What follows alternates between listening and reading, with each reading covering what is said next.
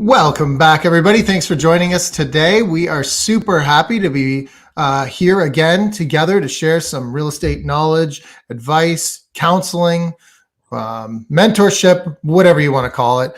We've got it all. We've got it all, right, Sandy? We've got it all. We're back for another awesome show, and I think really exciting to have our guests on with us in a couple of minutes and talking about some. I think it's a really interesting topic, and we'll get to them in a bit.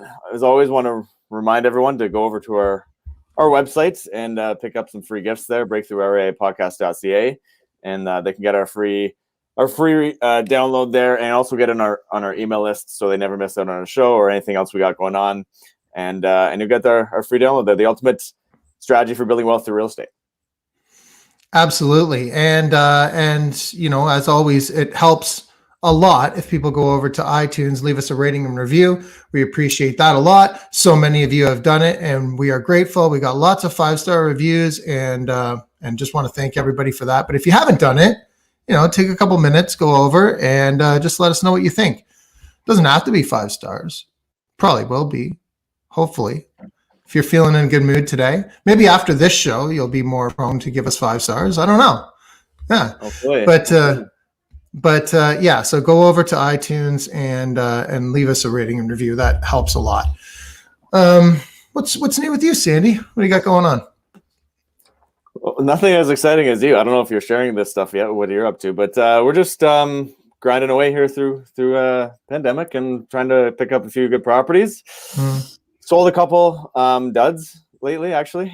That's kind of, I don't know if that's exciting or not. But it's a good time to sell the duds. We haven't sold that much like ever, so it's kind of feels weird to sell stuff, but it's kind of feels good actually in a way to get a couple of good hits of cash, because we've never really sold much, so it's a bit different. I think it's a good time for sure. I mean, you know, we'll probably regret a couple of them in 5-10 years, but you know, you're moving on to bigger and better. I'm sure you're not just parking that money in the bank. You'll be reinvesting it into something, you know, bigger and better.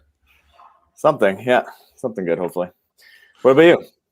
Yeah, I mean, since it's official now, I guess we'll go ahead and say it. So, I'm going to be splitting my time between here and Costa Rica as much as I can, anyways. So we've sold our house here, and we're going to be heading down again shortly. I've already bought a project house down there, so I'm gonna renovate it and flip that one, and we'll see how it goes. And once we've got the proof, then I'll maybe see about talking to some investors about doing the same thing, keep it on going. I mean, there's a lot of we just got back from there, a month and a bit ago, and we just fell in love with a particular area. We realized that there was a lot of potential in that area. So I've been shopping ever since, and we managed to just the other day tie something up. So we're super pumped. It's a reno, basically the same thing as I do here. It's just in a different location. So we're looking forward to it. Exciting. That's going to be fun. So you're going to have to build up a new brand new studio and everything for the show, and all that, right? To rival this one. Yeah. That'll be fun. So our listeners can maybe follow along with that as we go. Well, we'll be talking about it. We're going to keep doing the podcast, and James here is James Kennedy, who was on the show a while ago on my team, is still going to be here and working hard to get those investors into excellent properties here in Peterborough and Durham areas. So you're going to be doing are you going to be selling real estate at all there as a realtor, or is that not possible?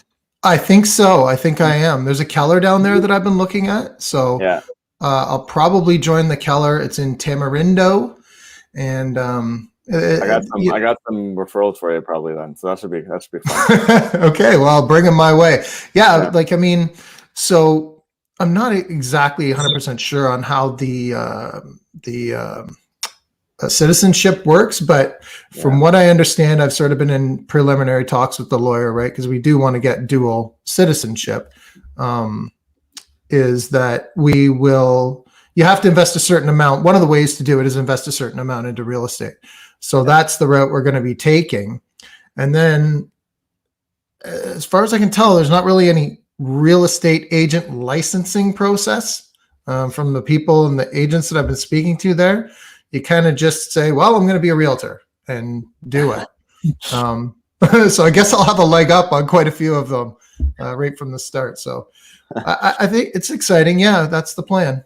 Going to do some realtor stuff down there as well. It's amazing. And our guests are some people also that were there recently with you, I think. Is that what I heard? Yeah, that's right. They were down there at the same time as us. Welcome, guys. Let me just we're happy to have Neil and Rachel Oliver with us today to talk about, among other things, Costa Rica, I guess, their recent trip there, and the impact that COVID has had with their rent-to-own investing. So welcome, guys. Yeah, thanks for having us. Thanks for having us. Congratulations on your Surfside project. Yeah, thank you. We actually might be your first client. Who knows? That would be wonderful. I was thinking I might beat you to that, but I guess we'll see. Hopefully, we can tie. That's right. We will have room right beside us for second place. Yeah. Well, for those of you watching or listening who don't know who Neil and Rachel Oliver are, they are full-time real estate entrepreneurs. They've done over or almost 500 rent-to-own transactions, which is a heck of a ton of rent-to-own deals. And they both been very active in the business. Neil is full-time real estate entrepreneur, like I said, best-selling author, and more than 20 years in corporate project management and marketing roles. He turned his full-time focus towards rent-to-own investing and building their personal portfolio to create time freedom. And Rachel, briefly, I'll intro her as well. Co-host of Mothers of Real Estate TV show, award-winning rent-to-own investor, 20 years climbing the corporate ladder as well, and then decided to go into this fun journey of real estate investing.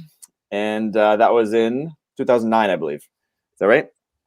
And yeah, they've been at it since then and working away almost 500 rent-to-own deals. That's a big number, so congrats. And and we're here to learn about their journey and how that's maybe got affected by COVID too, and everything in between. So welcome again, and anything to add to those intros? I think you did a great job. Yeah. I think one of the things that I really am fond of is that I've been given a nickname of Cashflow Queen over the years. That's I would accept that. Well, maybe not me, but it's not a bad nickname to have, is what I'm saying. Yeah. Neil has a nickname too. It's a little less glamorous than that, I think, but yeah, much less glamorous for sure. Mr. No is what I get called, usually just by this one. That's true. But you know what? Like I heard that when I first was introduced to you, Neil, I was actually scared because I thought the whole concept was that Rachel was going to be good cop, and then you were going to come down on me as bad cop, right? And sort of like just dig into everything that I had to do. But the fact of the matter is that I don't know how well that nickname suits you.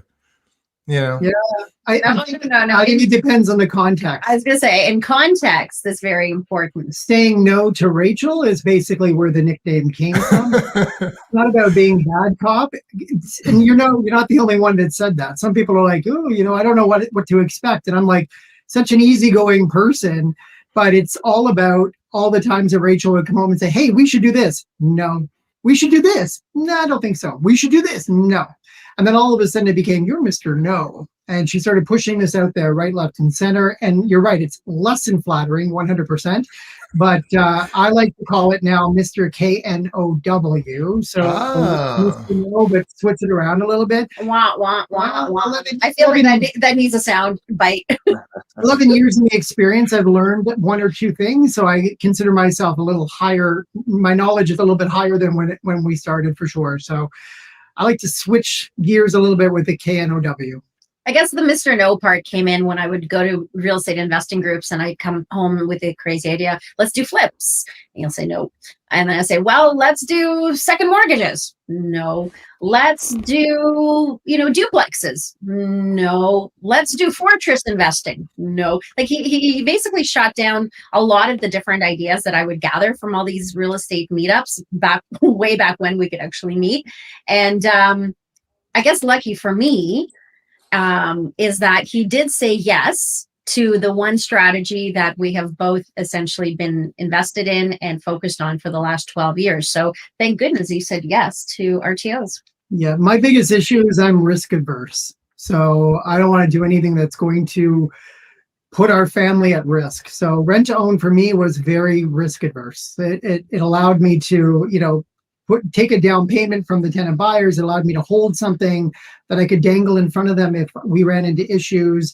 And as we've kind of gone along the line of the last 11 years, basically, we've learned how to turn any problem into a solution, which is, a key part in investing. And that's not something I could do with duplexes or private mortgages. I wasn't familiar with that, but I had really gotten my teeth into the rent to own strategy. So that's why the no's. And yeah, I'm glad I went this way as well. Although I know that, other investment strategies are also extremely lucrative.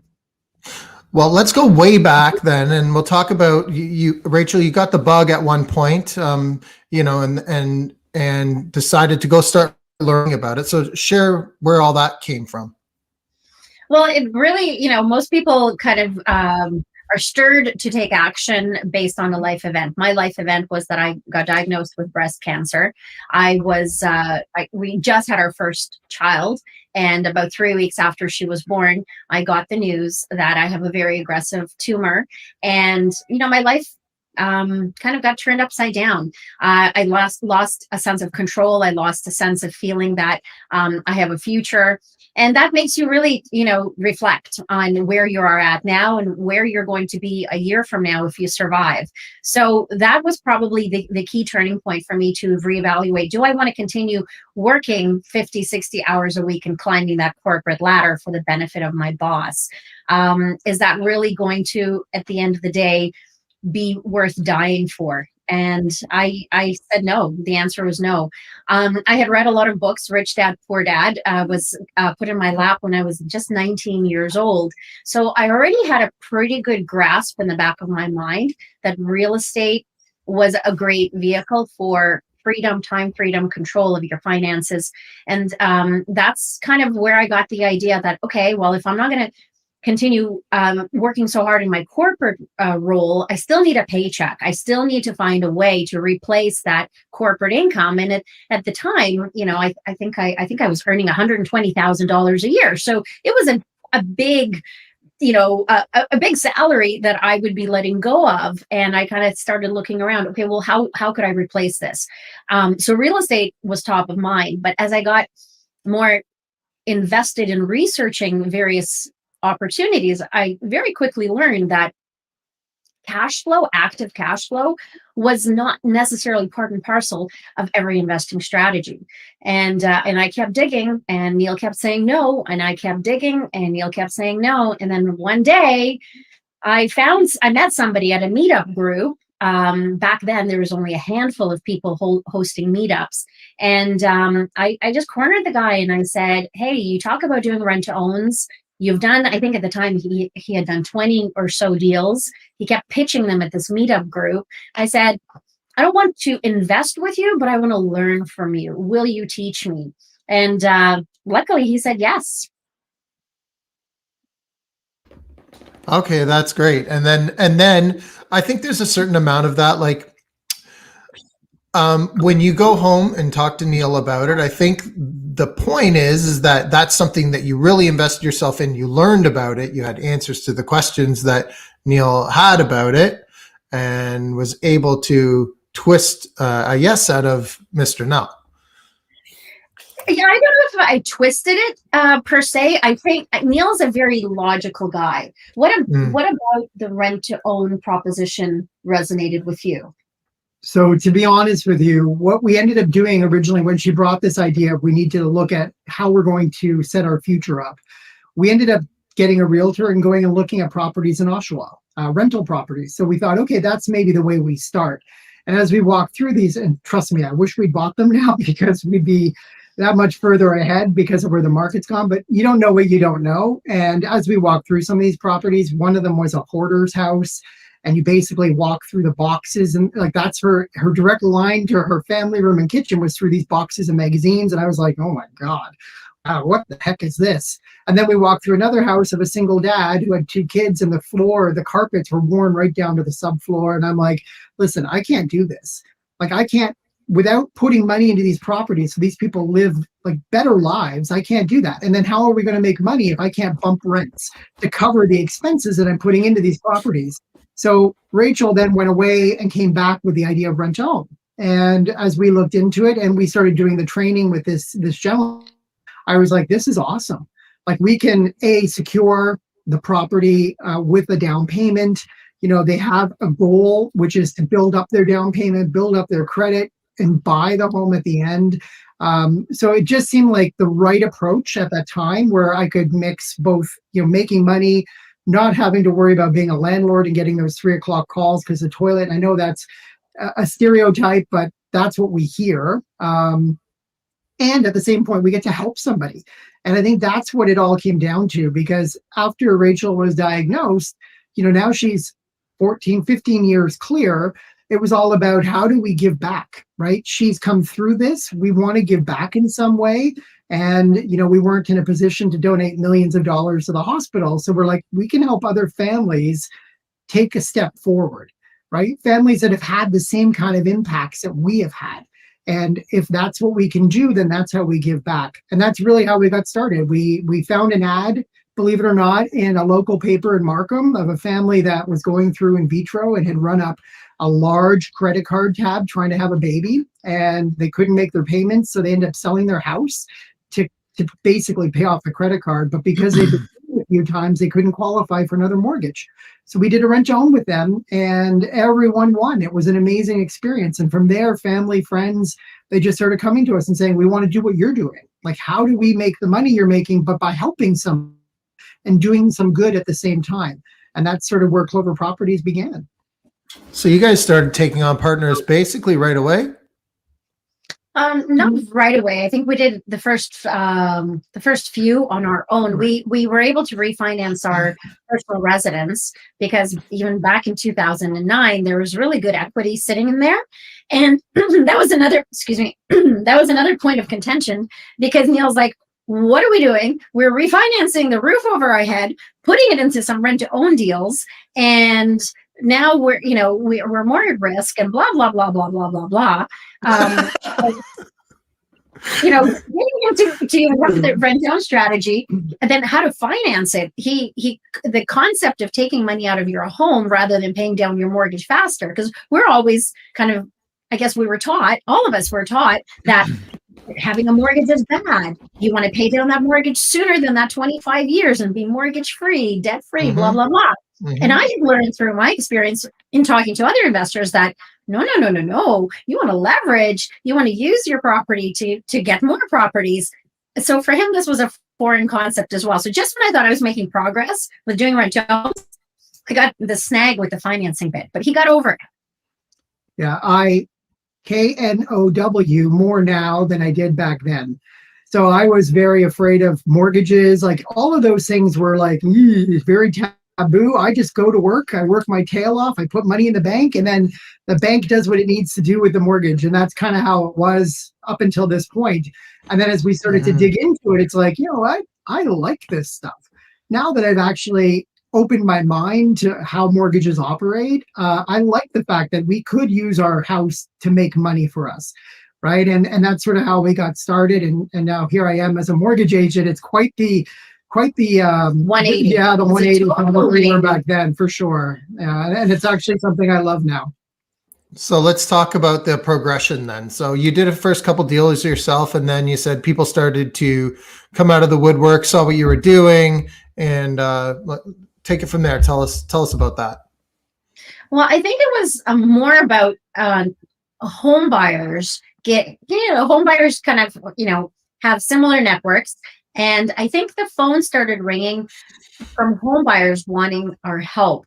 And not necessarily home buyers that we could help. Some of them were already trapped in rent-to-own deals that were unsavory. And that's when we clued in that there's a lot of people out there that were misinformed and had incorrect expectations of what a true rent-to-own deal is. Neil spent a lot of time re-engineering rent-to-owns because through our coaching process, although we learned a lot of what to do, we also learned of what not to do.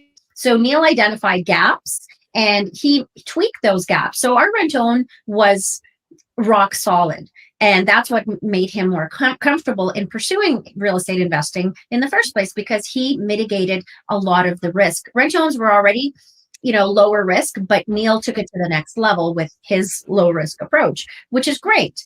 And other people would contact us saying, I'm stuck in this rent-to-own. These are the contracts. How can you help me get out of it? How can you help me, salvage the situation?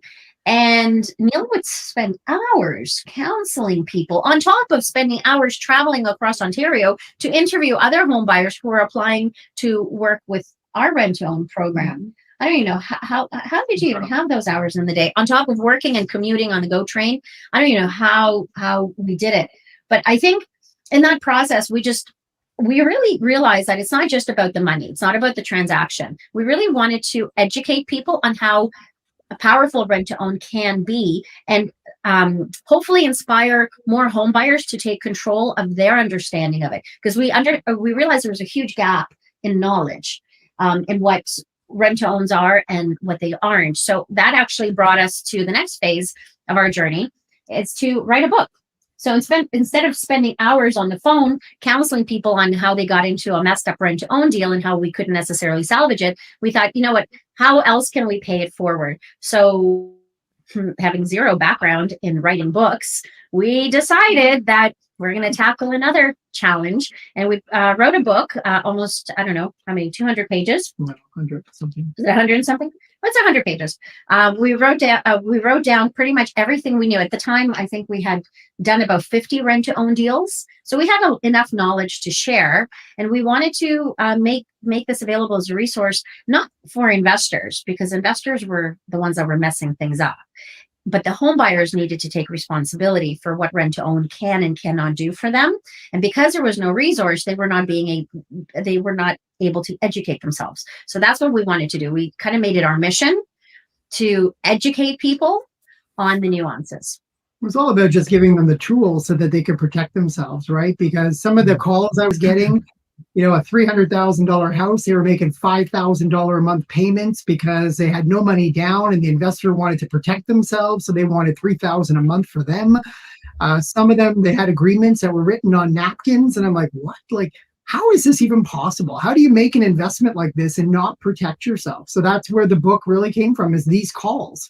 And it was, and I know it had a bad name at the time, rent-to-own. It was quite predatory. We heard rumors, and I can't really validate, but we heard rumors where people were using Craigslist and saying, hey, if you give me $10,000, I'll send you a key to a home that you can now that key. And apparently the key wouldn't work in the door, like shock. But, the 10,000 then had disappeared, or people running open houses for rent-to-owns where they put a jar down and whoever would put 10,000 into the jar would be, in the running for getting this house. And then the people would disappear before anybody would actually get the house. There's just so many things that were happening. So it just was logical to write a book where people could actually reference the book and say, listen, here are questions I need to ask. I'd get on the phone with people and I'd be like, do you have any questions? No, I'm okay. It's not possible that you could be okay. It's not possible. Like, you haven't even asked me one question about who I am, why I do this, whatever, how I run numbers, and you're willing to just blindly trust that I'm going to put you into a good situation. So the book was really a manifestation of that, for sure. And what's the book called, and where can people pick that up? Is it on Amazon? Yes, Rent-to-Own Essential Guide for Home Buyers, and it is available on Amazon.ca. Perfect. Wonderful. So how do you go from giving back and stuff, 50-ish properties, and then you scale it up to 500? How did that look? Because it's hard enough to get to 50. What of this? Well, there was a lot of, obviously, in order for us to build up, and what we did is we threw out a Kijiji ad. And we were getting 40, 50 calls a week from Kijiji, only Kijiji. And the truth is, many of these calls were a waste of time.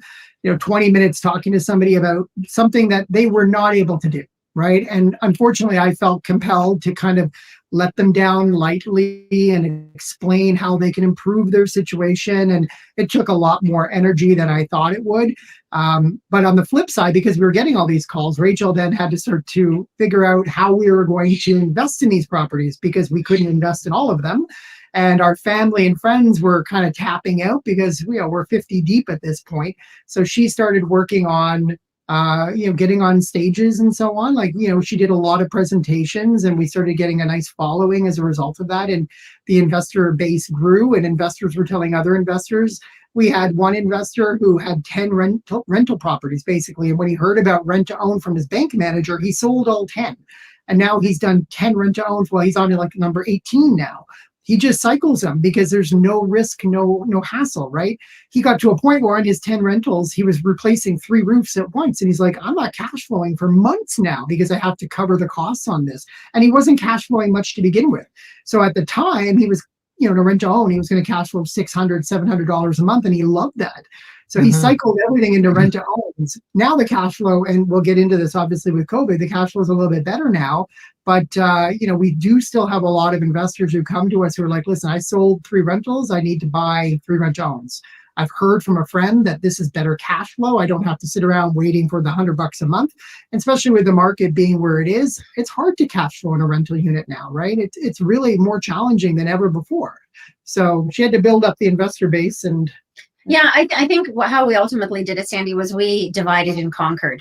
There's different skill sets that we brought to the table. And we really, at first, I think we were just kind of overlapping, other than on the numbers part. I'm not a numbers person, so all the spreadsheet stuff is all Neil's department. But on other things, we tended to kind of like, we both took tenant buyer inquiry calls, and we both would spend hours counseling. And I realized that I suck at that process, whereas Neil was very good. He got very good at streamlining the conversations to get to the heart of what he needed to understand to determine if we can help those people.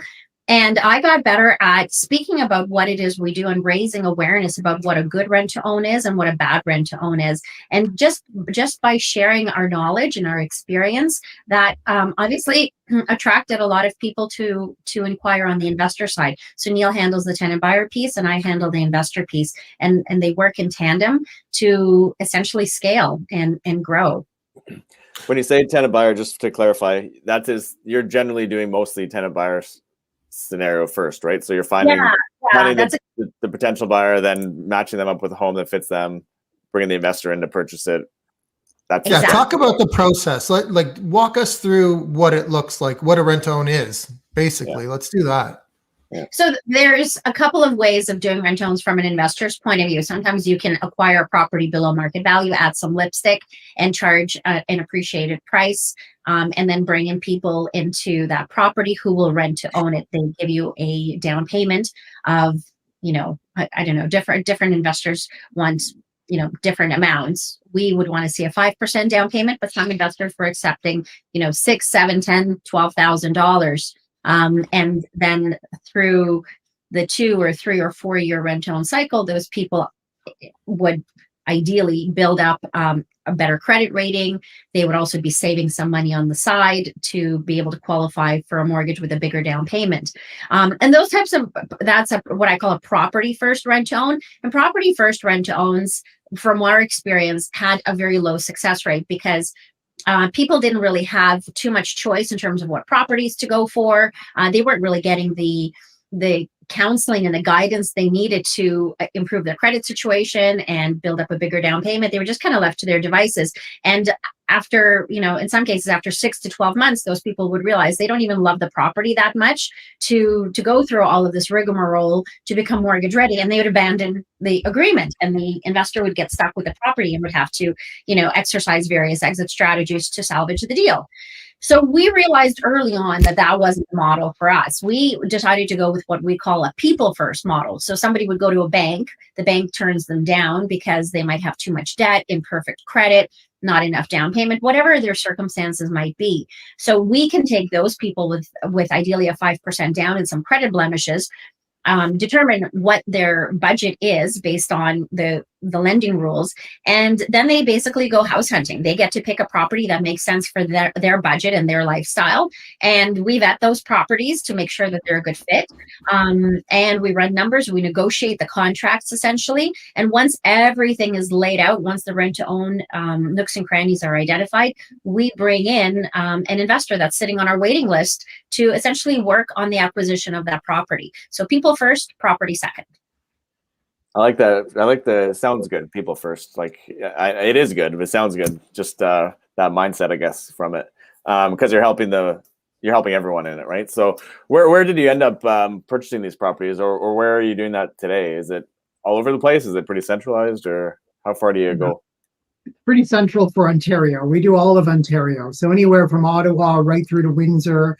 Now, we don't go to the more remote areas. If it's not an area that I can get to easily, we probably wouldn't work there, because if there is a problem and I have to make a trip, I don't want to drive 8 hours to get there or take planes. So we typically don't go much further north than Huntsville. And then we go all the way down to Fort Erie. So it's quite a large area. Specifically, we don't focus on one area. It's where the tenant buyers want to buy. And as long as we've qualified them and they have the income and, they aren't at risk of potentially losing their job due to COVID right now, and we take all of this into account, it's where they want to buy. Because the important thing to remember is, number one success factor, they got to love the property, right? And that's where property first sometimes fails, right? Because they're not emotionally invested in the property. And 12,000, as an example, we've seen this many times where an investor will say, listen, I've got an empty property. I just want to get somebody in there. I'll take 10 grand if that's what it takes to get them in there. And if they fail, I keep their 10 grand. Well, that's the sort of the unsavory side of rent to owns, and that's not the right mindset to have. But at the same point, those typically fail because there's no emotional investment whatsoever. This is a big investment for a tenant buyer or, a home buyer. And not only are they financially needed that investment, but they also need to have the emotional side. So number one success factor is always they've got to love the house. So anywhere across Ontario where they love the house, as long as the area makes sense. Now, we don't buy farms and we don't buy hobby farms and we don't buy rural property on 30 acres, for example, because those are harder properties to exit from. But it has to make sense with our exit strategies as well. And most investors see that. So, yeah. Well, let's talk quickly about a couple of potential pitfalls. I know you said that this was, the most risk adverse way to invest for you anyway. So let's talk about why you thought that. Yeah. So number one was I'm securing the property with a deposit from the tenant buyer, right? And if they're coming in with 4 or 5%, I hold that money if they fail. That becomes non-refundable. So from a risk standpoint, I'm kind of like the bank now. I get to determine what my risk level is. And at 5%, I don't feel that there's much risk, right? If they're coming in with 30,000 on a $600,000 purchase and they walk away, I'm keeping 30,000, which will allow me to cover off anything that needs to be done to the property, and then potentially selling the property at a higher price. So that was number one for me. Number two, because they are emotionally invested, they don't want to walk away from these properties. They love this house. This is a house that they would have bought if they could qualify for a mortgage themselves. So they see their family there long term. So that's also, another way to offset the risk, is because they're not going to fail if they really, really are determined to make that happen. Mm-hmm. Those were two things for me anyway that were really key. I think the other thing that we talked about way back when I was trying to get Mr. No on board, I think we were intimidated as first-time investors back in 2009. We didn't really know much about real estate or anything at all, and our network didn't include you fine gentlemen or people like you. So we really didn't know how to bounce ideas off, and it was intimidating for us to hold a property for 6, 7, 8 years before we could actually have enough mortgage pay down to see some cash flow coming in. That long-term hold was daunting for us, and especially if we have to deal with tenants and toilet issues along the way. So because we didn't have these tenant and toilet concerns with rent to owns, we didn't feel that we would be compromising our monthly cash flow or overall our ROI projections, because, if the toilet gets clogged and a plumber needs to be called, the tenant buyer handles maintenance and repairs. It's not on us. It's not on our dime. If there's a leak, if there's any major breakdown, including the furnace, including a big ticket item like the furnace, it's on them. So our cash flow and our overall, profitability with this deal was pretty predictable. And that was really important for us, because when we were in the process of planning how are we going to exit the corporate world and reliance on a corporate paycheck, you need to be able to have a stable paycheck to offset your lack of job income. And this was one of the only strategy, the way that Neil set it up. I have to give him props. The way you set up the rent to own strategy for us was to allow us to have that predictability and consistency of profits and cash flow, so that we could exit not just my job. Eventually, we exited Neil from his corporate gig too. Okay, now that sounds fantastic. What we like to do here, though, too, sometimes is dig into what some of the problems that can happen, right? And there always is some. We get through them by talking about them, by learning from people like you on what to do when the problems arise. But let's talk about some things that have went wrong, maybe. So out of close to 500 rent-to-owns, our success rate is about 91%. Those are people that exit into the home on their own mortgage. Now, to your point, there are potential pitfalls where we can't, and I'm certainly not a relationship specialist. My wife will attest to that. So I'm not able to help people who are struggling in their relationship. And we do get these calls from time to time where they're separating, or, it gets a lot more graphic than that, depending on who's calling me and what the other person is to them now. And they don't want to be in that home because he was there or she was there. So as a pitfall, sometimes the relationships deteriorate and they want to move out. So there are solutions to that. And as an investor, of course, you always own the property. So it's not really a pitfall if you can sell it and make more money. It's still a benefit, although nobody really does this so that people can fail. So when they do fail, it's about trying to figure out is there a way actually to make this work for them? So can they sublet a room? Can they sublet half the room? Can a family member move in and help them? Can we sell it? We've actually done a rent to sell, which is a little bit different than a rent to own, and that the person in the home who was doing the rent to own and the investor worked together to sell the property for a much higher price. This was about 2 years ago, and they split the profits. So the investor got their full return. But what was the issue in that case? The tenant buyer did not want to take ownership of the property? No. Oh, the condo. It was a condo building. It was actually a condo in Midtown Toronto, Condo Town. And when they went to get mortgage financing, the bank wouldn't touch the condo corp because the status cert wasn't good. So there's something to do with the reserve funds. So they were unable to qualify. And between the two of them, they ended up selling it for cash. Somebody came in with a no finance, no inspection clause. They paid $100,000 more, and this was back in, I guess, just before the stress test came out, when the market was taking that really nice trending upwards action. So they ended up selling the property, and the investor got his full return plus of the sale on the other side. And the carrot for the tenant buyer was to maintain the property, make it look great for when they were showing, and he would get a portion of that as well. So in a bad situation, even like that, which is very, very rare, like that's less than 0.01% of that's going to happen. But in those situations, there's always a solution. It's just a matter of figuring out what it is and what's going to work for that situation. But typically the investors don't have a lot of risk because they always own the property. I think the other aspect, I think that a lot of investors are curious about, well, what happens with non-payment? COVID has obviously impacted a lot of landlords where people were unable to pay their monthly rent. And you think that this would be a standard risk within pretty much every real estate investing strategy. But we found out, it took a pandemic, we found out that this strategy, the way we have set it up, has actually been pretty pandemic proof. Yeah, we called it COVID. It's a COVID proof strategy because we're dealing with home buyer mentality. The risk of non-payment is actually less, and in fact, I think it's been less during the pandemic than before the pandemic. Like for non-payment, what causes a non-payment issue to come up, even though it's rare? Yeah, so obviously with COVID, there were jobs that were shut down for a period of time. There were, storefronts that were shut down, and some of our tenant buyers are entrepreneurs with a storefront. They have since caught up. We created a payment plan for them. It worked out really well. Everything's back on track. But before that, you might run into situations where, and I know this is archaic, but checks were being used, and a check would be deposited, and 7 days later, we'd find out that, oops, a car payment had come out before the check actually cleared.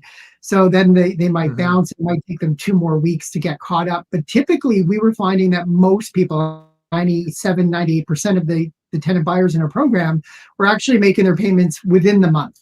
So even if it wasn't on the first, they would communicate their issue. We would always advise our investors to keep 1 month in the account, so you're never going to have any issues. And then they would always be catching up within that month. Usually within the 14 days that we might send out an N4 for non-payment. So usually within that 14-day window, they would have already caught up. I think actually in close to 500 rent-owns, we've only been to landlord-tenant board maybe 10 or 12 times. Because usually, again, you're dealing with a very different type of person or a different type of clientele. They're not renter mentality. They don't care to screw the landlord. They actually want to own this home. And they are very grateful that they've been given an opportunity that no one else would have given them, right? The banks weren't giving it to them. Even if they've been banking with that bank for 25 years, the banks were still saying, no, sorry, it doesn't work for us. And now they were getting the opportunity to get back on their feet. So, yeah, I think the risks are low and they're manageable. I think that's what we've identified, and that's why there's a lot of ways to fix it when they come up, right? There's a lot of flexibility, I guess, in terms of how they get fixed. As long as you kind of have the know-how of how to do it, and you have the people around that can help make it happen, right? Are they as profitable? Are they as profitable now then, or like cash flow wise, are they the same? Are they better? Or is it more tough in this market with the price? Because the prices are also going up like crazy now too. Does that affect the cash flow, or what's been the feel on that for the last year or so? Yeah, so that's So in the context of COVID, Sandy, it's a really great question. We get a lot of people saying, how has COVID impacted rent to owns? Have they slowed down? Are there more risks? Well, we actually identify there's 3 ways that rent to owns have been enhanced and improved by COVID. It's sad to say, but it is a COVID-proof strategy. And one of those ways is definitely cash flow. Cash flow has gone through the roof. We're averaging right now about $1,000 in cash flow per property after all expenses have been paid. And in situations where we're using our HELOC as a source of down payment, because when we're dealing, say, with a $500,000 property, we have to put in about $500,000 property, about $100,000 of our own cash has to be tied up. So if we're pulling that from a HELOC, there's obviously going to be an expense against that. So even if we have a HELOC in the mix, we're still seeing a rock solid cash flow of about $800 a month using the bank's money, infinite returns with strong cash flow. So the cash flow is driven, yes, real estate values are going up higher, but the cash flow is influenced largely by interest rates coming down. So we've seen mortgage rates are holding quite low, and they're going to continue to stay low, which is great. That's in favor of cash flow. And then HELOCs are also fairly cheap to use as well. So that combination is driving up the cash flow significantly. And then just to offset the risk and to answer your question, Sandy, about the cost of homes, what we're finding is that due to COVID as well, people aren't commuting. So they no longer have to live in Toronto. They're now moving outside, and they did have a bank account that had some savings in it, but they never had that intention of buying a home because they didn't need to. They liked the fact that they could walk to work downtown or take a subway or, whatever the case was, they would easily get to work from that place. But now they're staying home all day.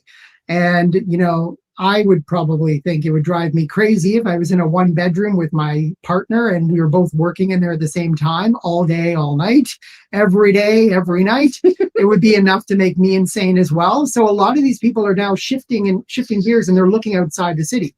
But when they're getting outside the city and they have great income, they're now finding that 5% they had isn't enough because their credit isn't perfect, right? And the banks are saying, come back and see us in a year once your credit's been boosted. Well, that year could change the prices even more, right? And maybe even get them to a point where they're being priced out.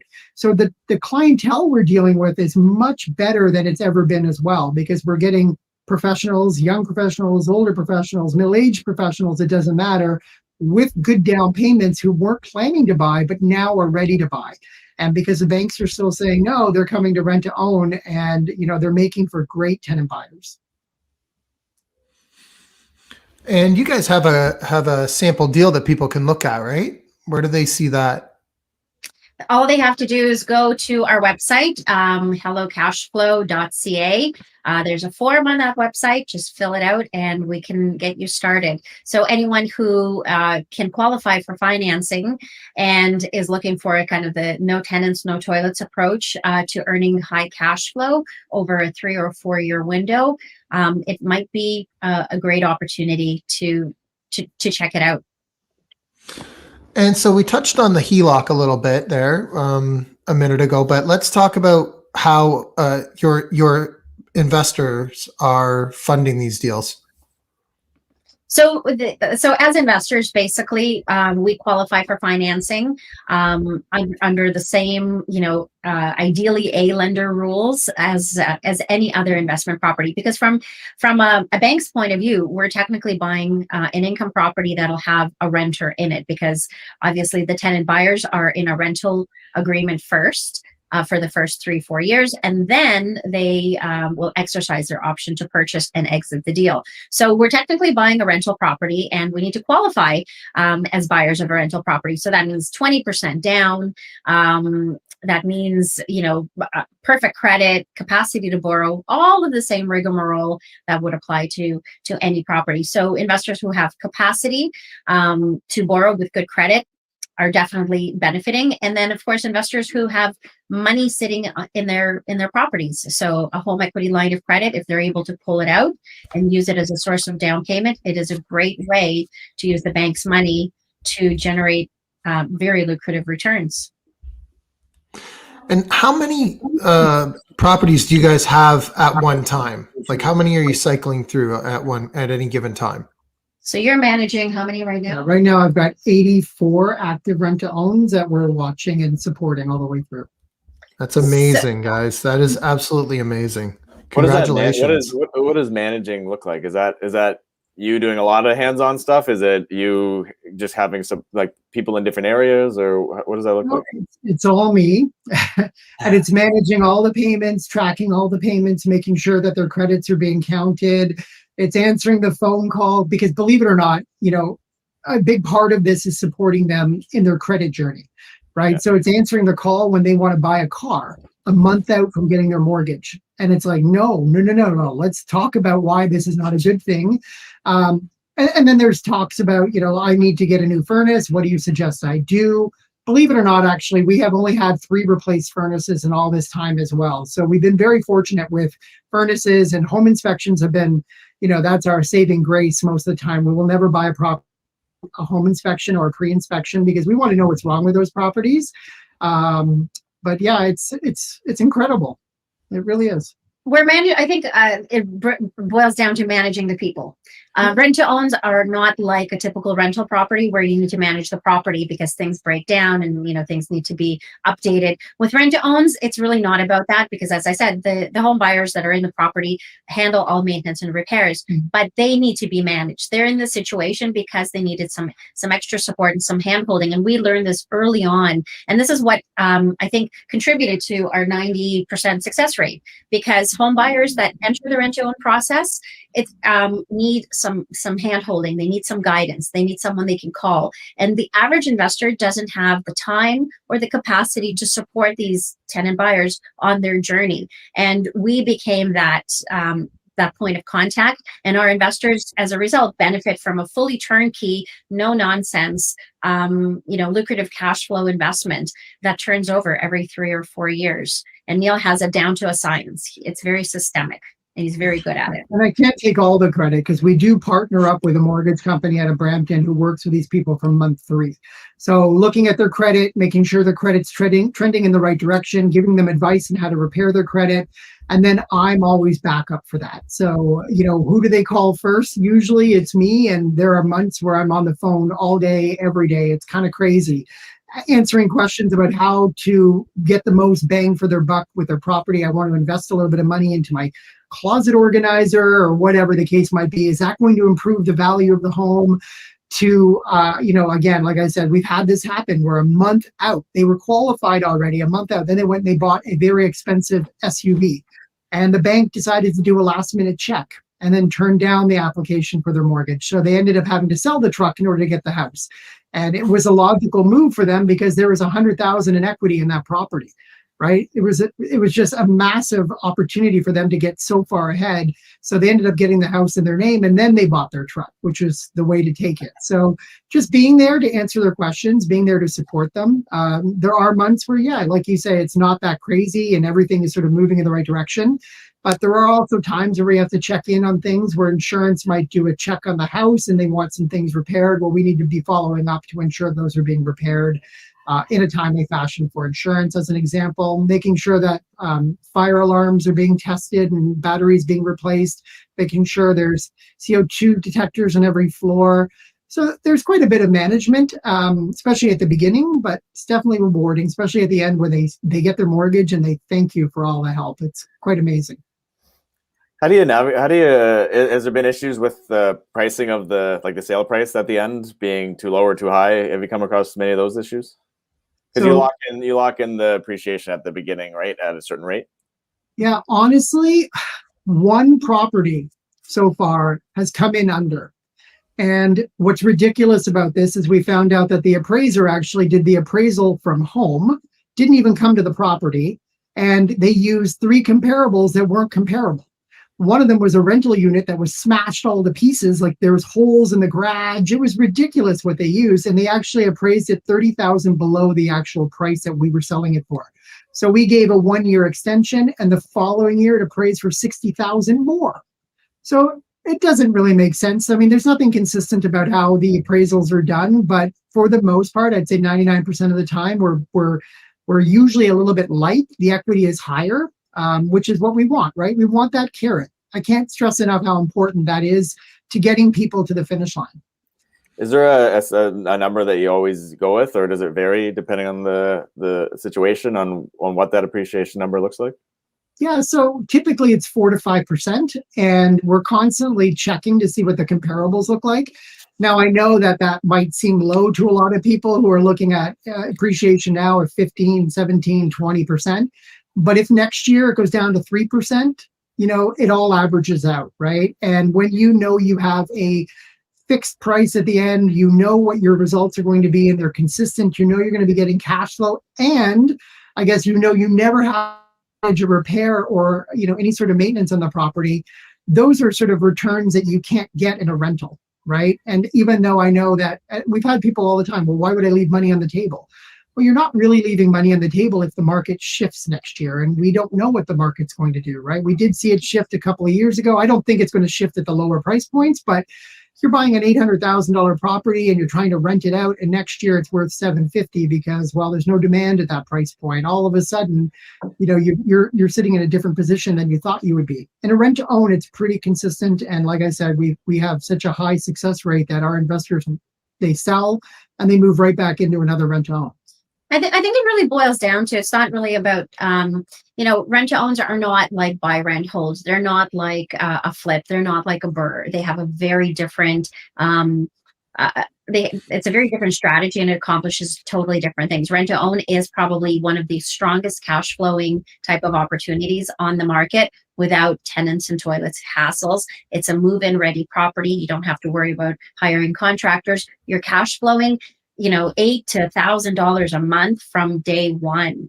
And investors that don't want the hassles of having to BREI a property or deal with delays related to other strategies that defer the cash flow, they prefer the strategy. And I don't think that they're leaving money on the table. I think what we're doing is we're basically compounding the return on investment. We're seeing 30% return on investment per year, combining cash flow and capital gains. So some people have to, do renovations to see 30% return on investment per year. Mm-hmm. So I think, or you have to hold a property for 6 years to get enough mortgage pay down to see 30% return on investment per year. So I think dollar for dollar, the strategy gives you a very strong rate of return, but it's just very compacted in a 3 or 4 year timeline. And it allows people to get ahead financially through this strategy, not just for the investor side, but for the home buyer side. But it accomplishes completely different goals than a buy, rent, hold, or a BREI or a flip. Right. And I didn't say we were leaving money on the table. That's what people usually say. Why would I? And then you say to them real clearly, how are you going to buy an $800,000 single family residence and rent it to cash flow? Right? How are you going to do that? You can't. People aren't paying $4,000 in rent right now. You know, especially with COVID, a lot of people are looking to purchase. They don't want to rent. Although there are situations where there are rental bidding wars, which is also extremely crazy in my mind, but you know, it all fits the market today. Well, I mean, if you are able to get this to a point where maybe there's 6 and every 2 months you're turning over one and you're constantly doing that and you've got it working like a machine, you know, it's about the success of the business, not each individual one and the possibility that you might leave a tiny little bit of money that you could have accessed if you had put, like, ideally or theoretically, I guess, if you had just done it as a straight up flip, which is, you know, not true either, right? Because this is the only way that you can access that money without really putting in any sweat equity into it. Exactly. You know, I don't know. But so, you know, what's next for you guys? What are your big plans for the future? Go big or go home. I think COVID has also alerted us to the fact that more home buyers need the stability of home ownership. A lot of people, you know, when there's a lot of uncertainty, the only place that you really have is the roof over your head. And as a family with children, we completely relate to that. And if we can help more home buyers enjoy the stability of home ownership, I think that's, you know, how do we help more people? I think that's our big plan. Scaling it up and going across Canada. Oh, interesting. What markets are you looking at breaking into first outside of Ontario? Quebec. Montreal? Yeah, great. Have you already started that or? We're close. Maybe. Stay tuned for more news coming soon. Okay, will do. And then from there, Canada is your oyster from coast to coast. Not all markets. Maybe we'll start doing rent owns in Costa Rica. I was thinking the same. Yeah. Buy them and renovate, and we'll rent own them. Okay. Yeah, we have to talk about this. Yeah, Rent own villas. there's definitely options. Yeah, we should get together and talk about something like that because, I mean, my intention is to keep on going, right? Like, you know, I'm not just gonna fix this place up and then move into it, right? And sit on it, but you know, it's to build a renovation business down there as well. Mm-hmm. So yeah, definitely. And you know what was fun is you guys, like, you know, we don't know each other well, we didn't plan it out, but you guys happened to be down there at the same time as we were, and we got together a couple of times, had some dinner and went in the ocean and pool and whatnot. It was fun. And I saw everyone, so many people in the kind of real estate investment community around, at least that are on my social media feeds, were all seemingly in Costa Rica. So that was annoying. Thanks for that. It's never too late, Sandy. We'll meet you there soon. Yeah. Well, guys, thank you. We've got some people in the feed here saying that they appreciate your insights.